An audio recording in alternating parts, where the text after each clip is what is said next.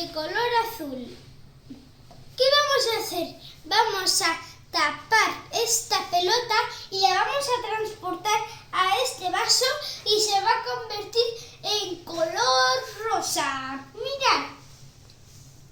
Echamos los polvos mágicos y no está. Y sí que está. Ahora vamos a hacer que la pelota vuelva al vaso de color azul. Le echamos los polvos mágicos y sí que está. Y no está. Adiós, amigos y amigas.